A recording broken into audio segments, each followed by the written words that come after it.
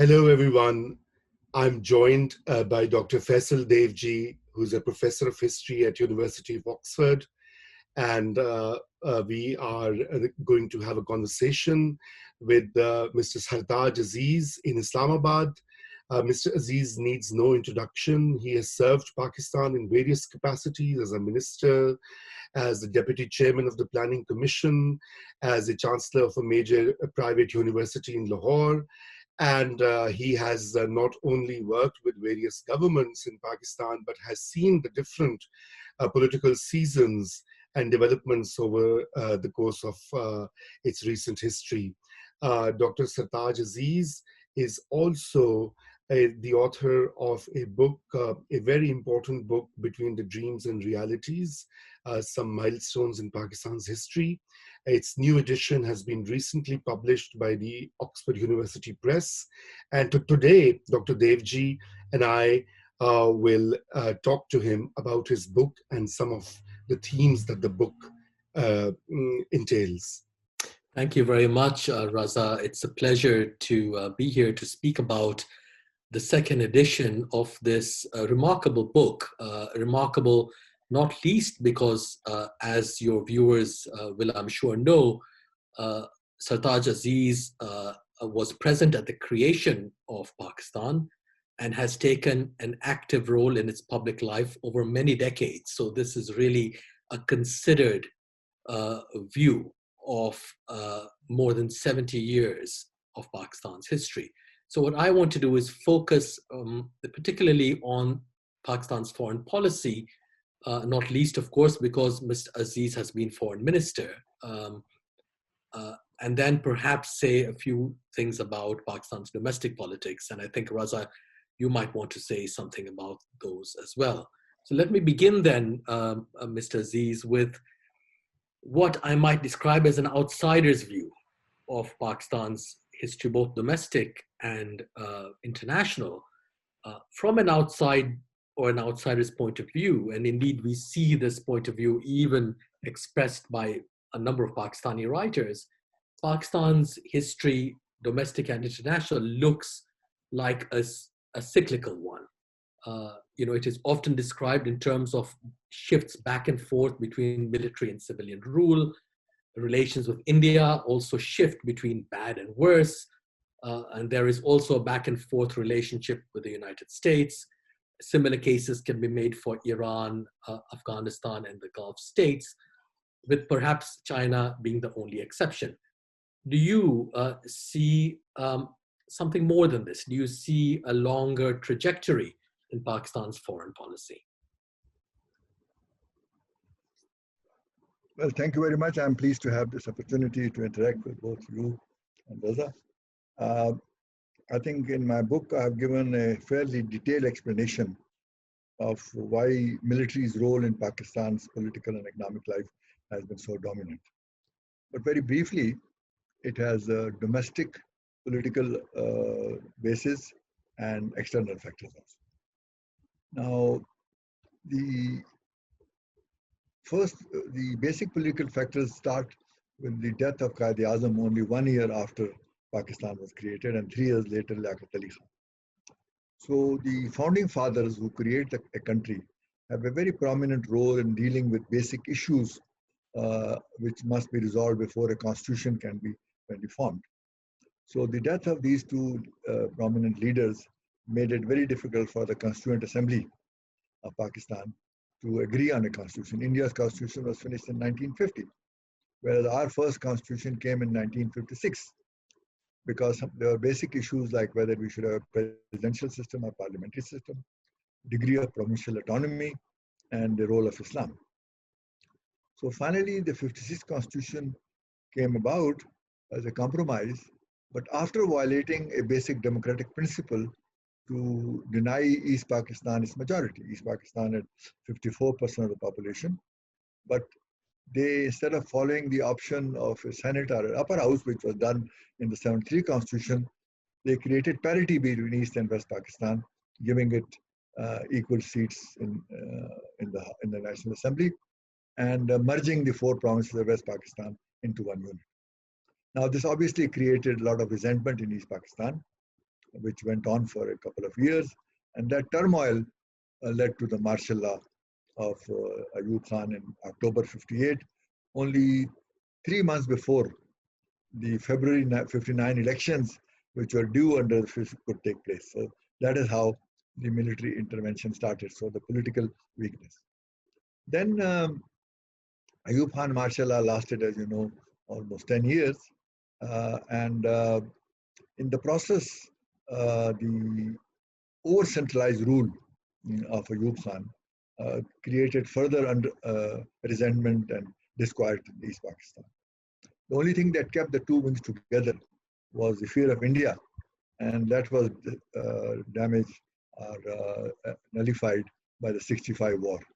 So it took only 6 months after that for Mujibur Rahman to come up with a 6-point plan of maximum provincial autonomy, and only 6 years after that for Bangladesh to come into existence.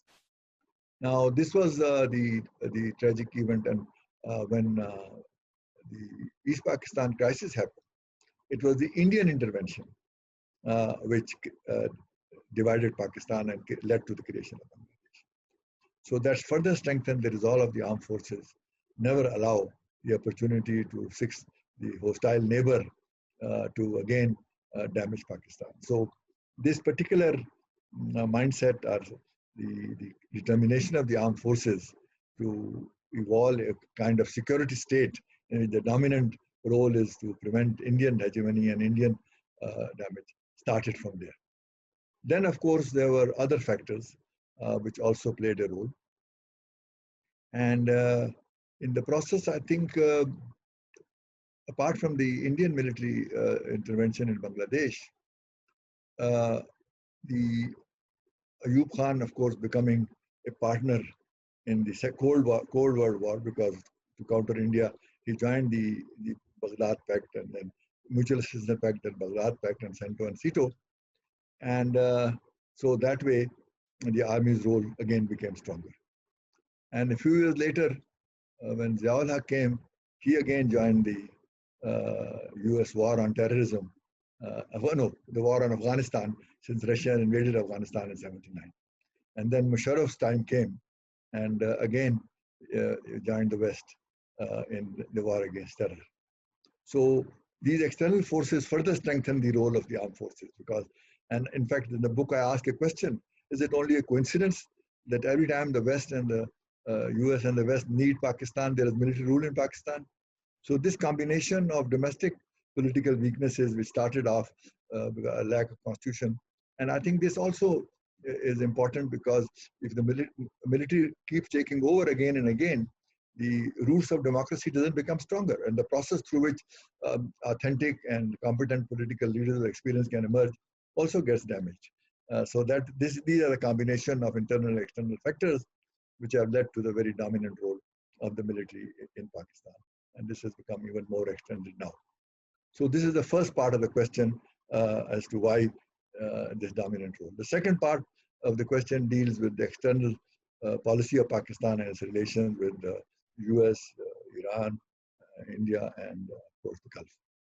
Now there, I think on the whole, if you look at the situation, in my book, chapter 11, is titled Foreign Office, a melting pot of global fault lines. So Pakistan has been affected by a very large number of global fault lines, started with the Palestinian problems and the support that Pakistan gave to that cause. Then, as I mentioned, the Russian invasion of Afghanistan, which not only spilled over into Pakistan, but sent the hordes of drugs and guns and terrorists into Pakistan. And then, of course, you had the Gulf problems, Middle Eastern problems in general, and the rivalry between Iran and Saudi Arabia, and the Yemen war, etc., which also affected Pakistan. So if you look at this multiplicity of factors and global fault line, I think on the whole, compared to many other regional countries, Pakistan has managed its relationship quite well, maintaining a balance between Saudi Arabia and Iran. We have especially good relationship with Saudi Arabia and Turkey, and also with other Gulf countries. And we have improved our relationship dramatically with China after the very strong transformation of 2015, and CPEC as a flagship of IBO, the Belt and Road Initiative. So I think on the whole, I would say that in terms of future trajectory, as you mentioned, our relation with China stands out as a major achievement. But otherwise, in this difficult environment and geopolitical context, Pakistan has, on the whole, maintained fairly steady and without allowing the foreign policy issues to become very dominant. Thank you, Mr. Aziz. You know, it's interesting you mentioned parity when speaking about the politics that eventually hived off east from West Pakistan. And it just struck me how intriguing it was that parity, of course, was the crucial word for the Muslim League in colonial India as well. They wanted to make parity between Hindus and Muslims in that case. So some of these terms have a very long inheritance. But I wanted to ask you about something else you write in your book that has to do with the absolutely central role that India plays in Pakistan's foreign policy. You seem to suggest that all of Pakistan's other international relations are mediated through the lens of the Indian problem. Does that mean that Pakistan's foreign policy is forever to be held hostage to India in this way? And can its foreign policy not be decoupled from India in certain places and certain times? Well, as I've explained, that it was basically the unresolved issue of Kashmir which determined this hostility. And also the circumstances in which Pakistan was created and the large-scale migration of people, and it was a very hasty partition in which millions of people moved from one country to another and thousands were massacred, created a very strange atmosphere. Now, at that time, of course, the British decided that the 500 states which are in ex-British Empire would decide on the basis of their geographical proximity and the composition of population whether they want to accede to India and to Pakistan. All of them did reasonably well in a short period of time, except 3 states, Hyderabad, Junagadh, and Kashmir. Hyderabad, of course, was a Hindu majority state ruled by a Muslim Nizam and wanted to stay independent, but India said, no, you don't have any right to go against your own people. So he then asked they marched their troops and called it police action and captured. Junagadh acceded to Pakistan. Again, India sent their troops and did not. In Kashmir, they did not follow this principle, that the ruler does not have any right to decide against their population. And the Maharaja, through a dubious instrument of accession, decided to join India, and the first war between India and Pakistan started in 1948. So this was the history in which this thing started. Now, after that, in the 50s and 60s, a number of attempts were made to resolve the Kashmir issue. If this had been resolved, I think not only India would have had an opportunity to exercise in world affairs, but Pakistan relation with India would have become like Canada to America, for example. But by doing so, it created this continuing hostility in which both sides were spending disproportionate amount of their resources on defense and troops, and at the same time were not able to achieve the desired transition that a good neighbors relation could lead to. So this is the sort of history of this. But then our relation with India went through several phases. Up to 65, the first 3 decades, we followed the UN resolution of 1949 to have a plebiscite in Kashmir. And it was many resolutions were passed, but India, with the help of Soviet Union and USSR, succeeded in thwarting those. So in desperation, Pakistan launched Operation Gibraltar in September 65, and obviously that led to the war in September 65. And that was the second war after the Kashmir war on this subject. So that is when Tashkent Declaration was signed in January 66, in which we agreed to have bilateral relations. And this transition to bilateralism was further strengthened by the Shimla Agreement of July 1972, after the 71 war on Bangladesh. And so we were stuck now with the bilateral route, but India had no intention of meaningful bilateral dialogue, except in 98 when Vajpayee decided to come to Lahore and do it, and a little bit the Musharraf formula. But otherwise, the bilateral dialogue meant accept the status quo. So in a way, then in the 80s, new issues like Siachen and Sir Creek were added. And since then, India has shown no interest. And after Prime Minister Modi came to power in 2014, even that formal dialogue process, so to say, was totally put in cold storage. And in 5th August 2019, the final blow came when India unilaterally integrated or followed Indian occupied Kashmir and tried to change its status, violating international law, which they had agreed to, as well as Indian constitution. So that is now, the situation has become further desperate. So in this background, I do not see the so-called normalization that we refer to and going away. In fact, India would like to have normalization with Pakistan on its own terms, which means forget about Kashmir and accept Indian hegemony. But as long as these violation continues and large scale, because after the 90s, a new phase in Kashmir has started when people really launched a very major intifada, and that has gone on, and the violation of human rights have multiplied manifold. India has the largest concentration of troops in Kashmir, about 700,000 troops there. And so in this context, Pakistan is for the larger power to have better relations. Pakistan keep asking for dialogue and better relations. In my view, friendship with India is not possible in the foreseeable future. But normal coexistence is possible, in which if we keep talking about some approach to Kashmir, as well as have trade and coming and goings, I think the situation can normalize. But we have very serious ceasefire violations, and it's very unfortunate. But in this case, the responsibility of the bigger neighbor is much greater than us. You know, in retrospect, I can't believe that Mountbatten and the residual British Raj insisted so strongly on not transferring paramountcy to India and Pakistan.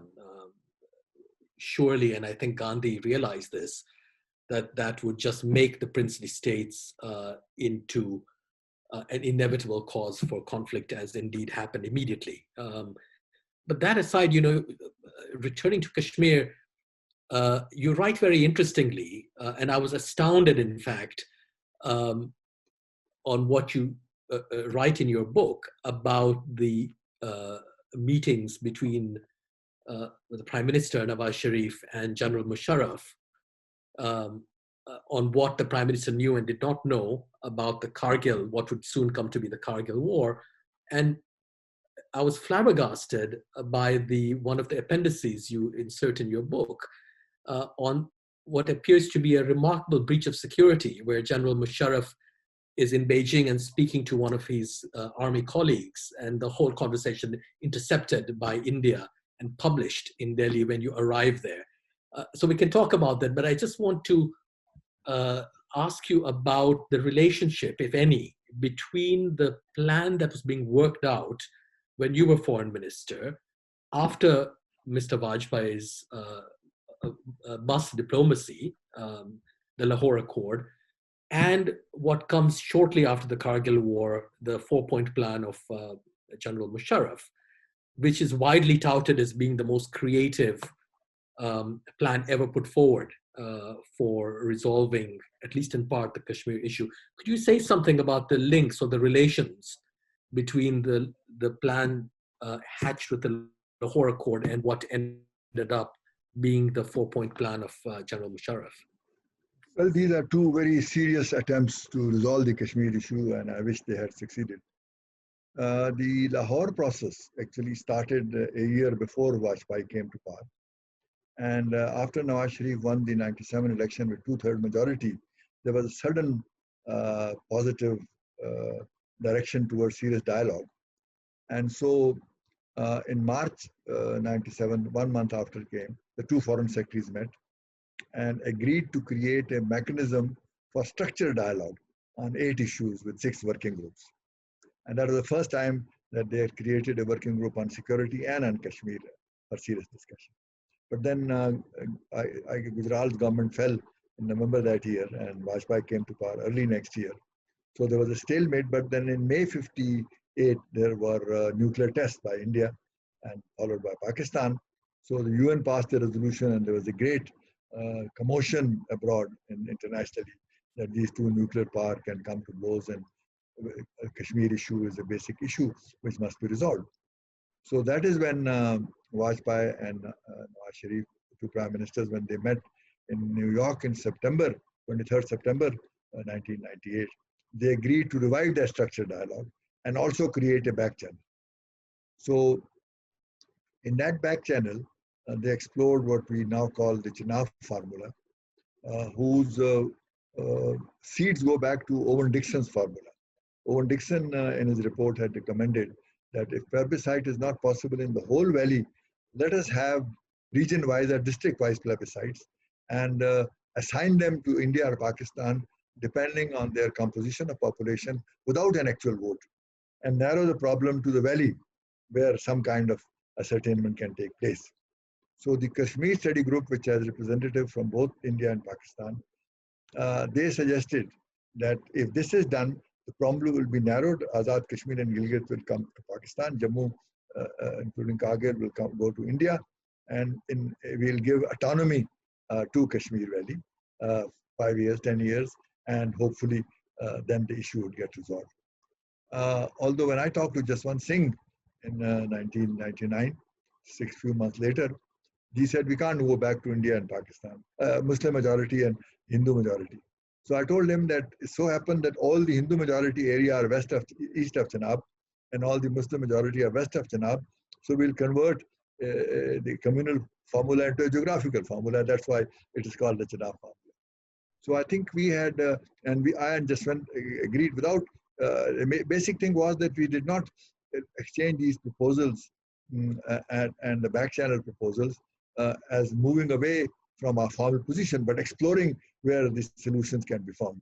And I and Jaswant had agreed to meet within a few weeks later, but the Vajpayee government fell in April, 1 month later, and in May, Kargil crisis started, and then Musharraf took over. So that very, very important and eventful Lahore process was derailed by that military takeover. Otherwise, despite if Vajpayee re-election, if the election had taken place and Nawaz Sharif had come back, there was a very good chance because Vajpayee felt he had the strength and the mandate to resolve Kashmir, like Nixon did China.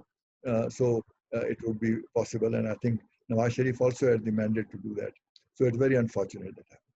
Now, Musharraf's formula, 4-point formula, is similar in the sense that it did not ask for going back to a plebiscite in the whole state, demarcation of regions to identify which region, demilitarization, and maximum autonomy into the regions, and a joint mechanism for certain function. These were the 4 elements. So basically, the two are similar, but the basic difference was that in the case of Lahore formula, we never put on the table formally and moved away from our negotiating position. Whereas Musharraf unilaterally offered concessions without any reciprocation from India. So that's what compromised our position. And in our next tenure, I think we did try to revive the dialogue process. And if there were a serious negotiation, something on the lines of merger of Lahore and Musharraf formula could have been worked out. But since India did not go for any such formula and decided to act unilaterally and exercise the might is right formula to keep Kashmir because you are more powerful, although morally, legally, constitutionally, it doesn't belong to you. And people don't want to stay within the Indian Union. So that's why those 2 opportunities were lost. But I hope somehow with the present violation of human rights and very large scale sort of restrictions on media and other things in Kashmir, the international community is finally responding and objecting to this situation. And I hope they will force India to come to the negotiating table. But the one, as you know, there are arguments on both sides of this question. But the one thing that struck me um, with both formulas in a way, but it was spelled out by the 4.1 of Musharraf, was that the autonomy of the valley uh, set up a kind of a potential a situation where neither India, it was not simply a binational issue. There was some other kind of, the introduction of some other mode of governance, which struck me as being very, very creative. But in both your plan, the Lahore plan, and mirrored in some fashion by the 4-point plan. But I wanted to come now to the question of nuclearization, the nuclearization of South Asia. And we are often told, and you describe it so well in your book, how the Kargil conflict resulted in enormous pressure being put on both countries and certainly on Pakistan because of the nuclear issue. And all subsequent conflicts with India have, of course, gone in the same way. So we're often told that the nuclearization of South Asia means that there's a unique danger posed to the peoples of the subcontinent. But I wonder whether the more immediate danger of nuclearization has to do with the setting of war outside regular politics, so that now that conventional wars have become impossible due to a nuclear threat, both countries have seen fit to invest in destabilizing their rivals internally and often at great civilian expense, whereas the wars had been, for the most part, textbook wars fought outside civilian areas, apart from 1971 in East Pakistan, and following all the laws of war. Now we have terrorism, and that really changes the perception of people, of the public in both countries, and makes better relations ever more distant. Do you think that the loss of war, of conventional war, actually it has imposed a significant obstacle, ironically, to Indo-Pak relations? Because in previous wars, the wars had actually created opportunities. Kargil being the last time this happened. After Kargil, you have the 4-point plan. Well, first of all, to recall the history, throughout the 80s, we went to the General Assembly and presented a resolution that South Asia should become nuclear free. India and Pakistan should both sign CTBT and also NPT, so that the region is free of nuclear weapons. It was passed by 130, 40, 150 countries, but India ignored it and went on with this nuclear program. So obviously we had no option but to respond, because if India became nuclear power without us becoming so, that's when the process started. But then when we both became nuclear power, at that time the deterrent happened, and Pakistan is, after Bangladesh, 1/6 or 1/7 of India. So if to maintain the 1-to-3 ratio, which is necessary in defense forces to protect yourself, not for any offense, but protect, we were throughout spending twice as much as a percentage of our GNP that India was doing. We were spending 5, 6, 7%. India was spending 2.5 to 3%. So the burden on Pakistan to maintain that very delicate conventional balance was very difficult.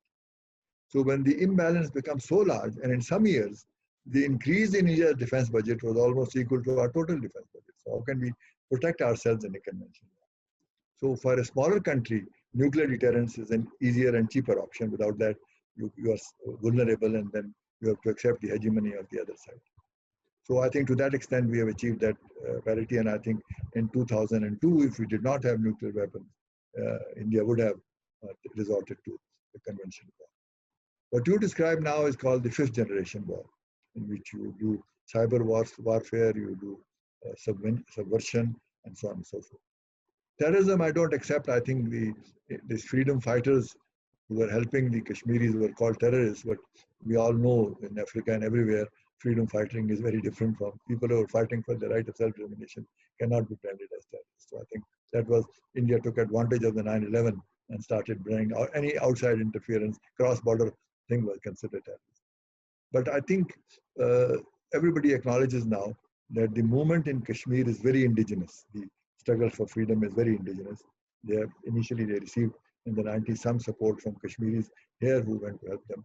But generally it is a domestic intifada which is going on. So now coming to your question about opportunities for negotiation, and when there is imbalance between two powers, the negotiations are always lopsided. And that's why before the war, like we see in Afghanistan today, the fighting is intensified because each side wants to strengthen its negotiating position, because what you can gain in the battlefield, you don't compromise in the conference table. So we are in that very difficult situation with our resources being more limited.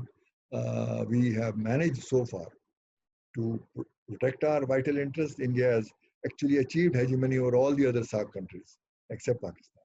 And despite our size, we have managed to maintain this, what I would call, balanced position.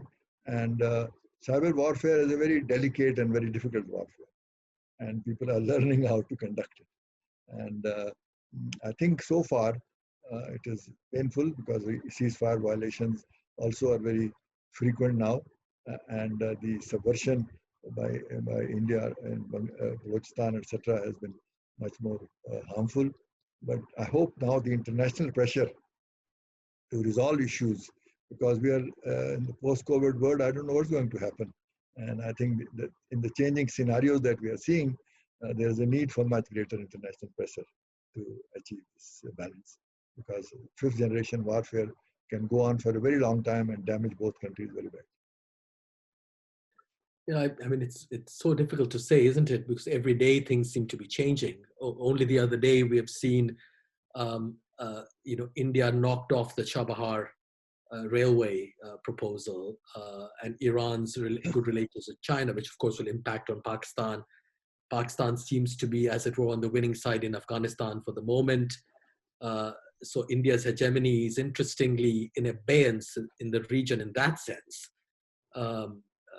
The more it seems to get closer to global powers like the United States, the less it seems to be able to exert hegemony in its own neighborhood, which is a fascinating relationship. But I wanted to end my questions, and then we can move to Raza, with a comment, interesting comment you make in your book about how the real threats today that nation states face tend to be internal ones.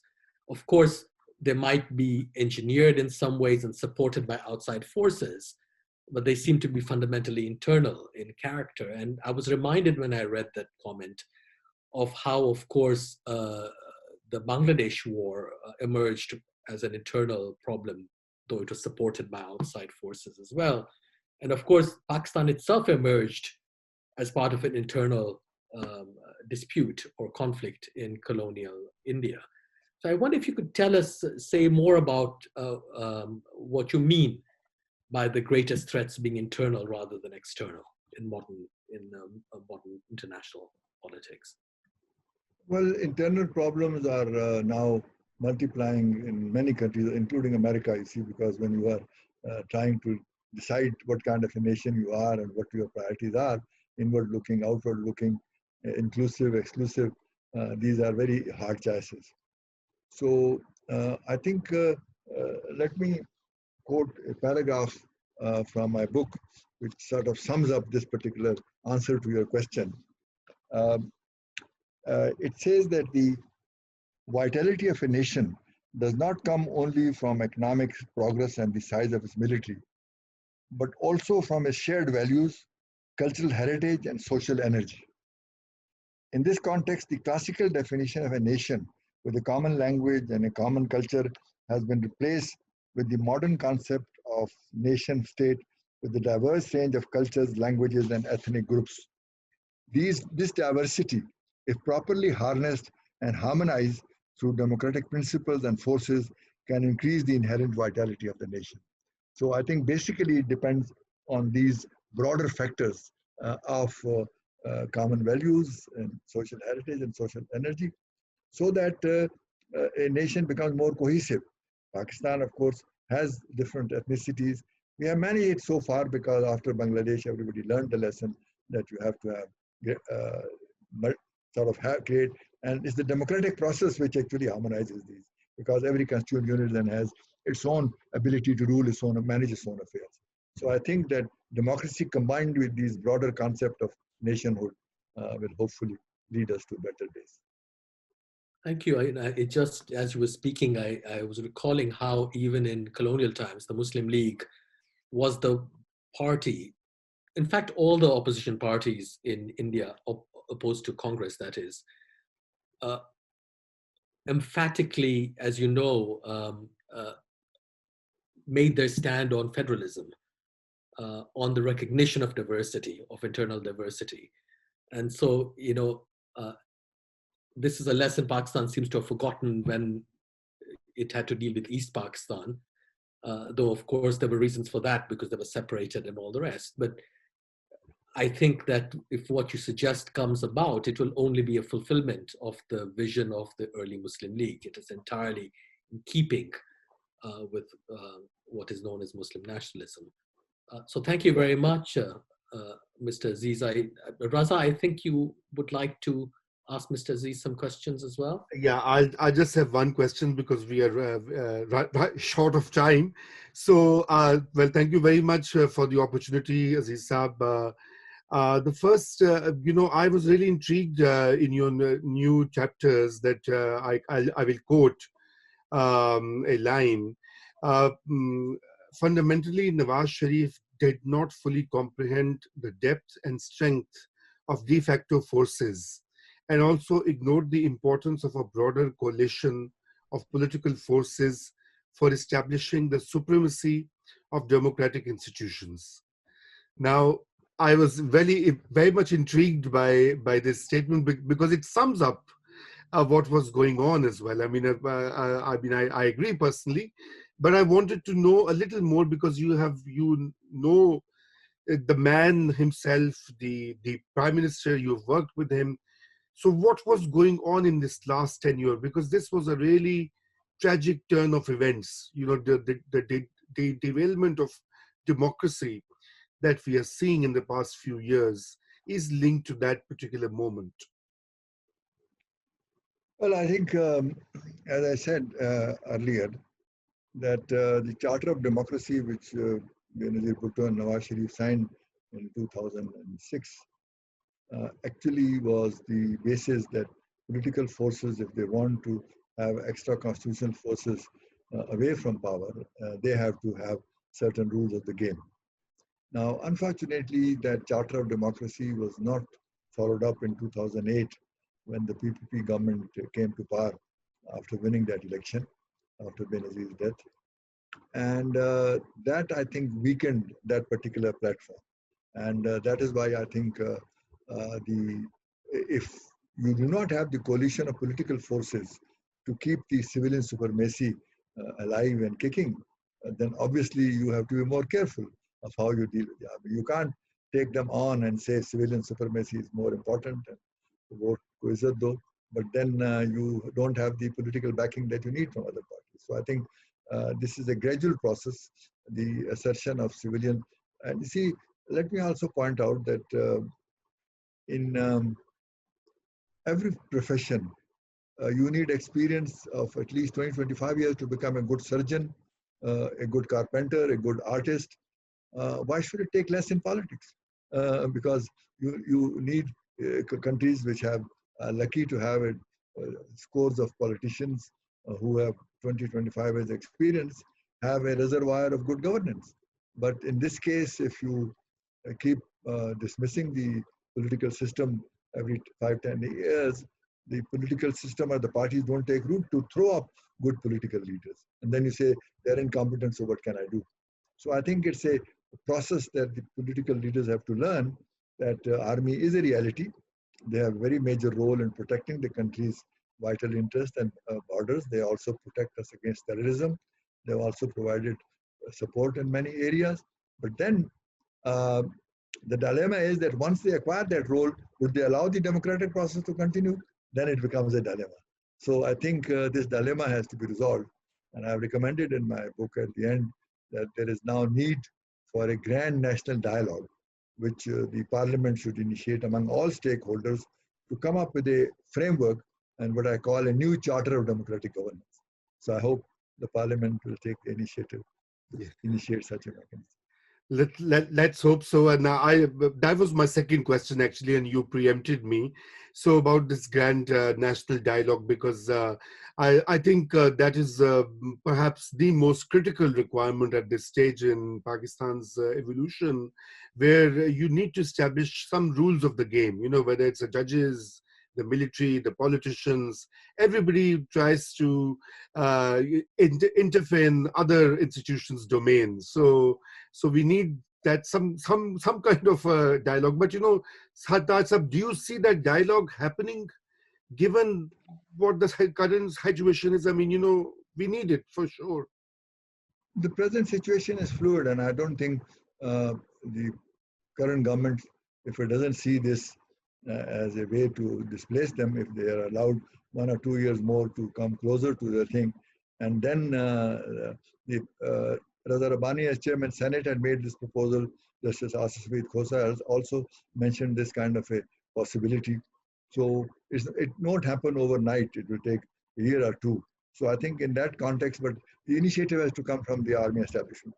And if they decide that this is required now, because this hybrid system that has been developed can deal with the day-to-day problem, but then it weakens the de jure state to such an extent that they can't deal with fundamental issues. And we have very serious fundamental issues, whether it's in the economy, whether it's in the rule of law, whether it's in the security domain, whether it's in the media, then it can't deal with those fundamental problems. So I think the challenges are very serious, and more the people concerned at the helm realize that it requires now a new framework of rules of the game.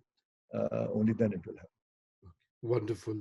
Well, I mean, I think these were my two major questions. We are already short of time. Faisal, if you want to add something, otherwise we can thank Mr. Aziz and say goodbye to him. Yes, no, I think we've prevailed upon Mr. Aziz for far too long already. I just wanted to thank him again, and you, Raza, for what I thought was a very interesting conversation, and just to urge viewers to buy and read the second edition of Mr. Aziz's memoir, basically, because it is not only a book on Pakistan, it is a personal view of Pakistan's entire history, with a great many really quite gripping episodes in it. So I would recommend viewers buy and read the book. And thank you again, Mr. Aziz, and Raza, thank you for having us on Naya Daur. Thank you so much, Aziz. Okay. Thank you. Thank you. Thank you. Good afternoon. Good afternoon.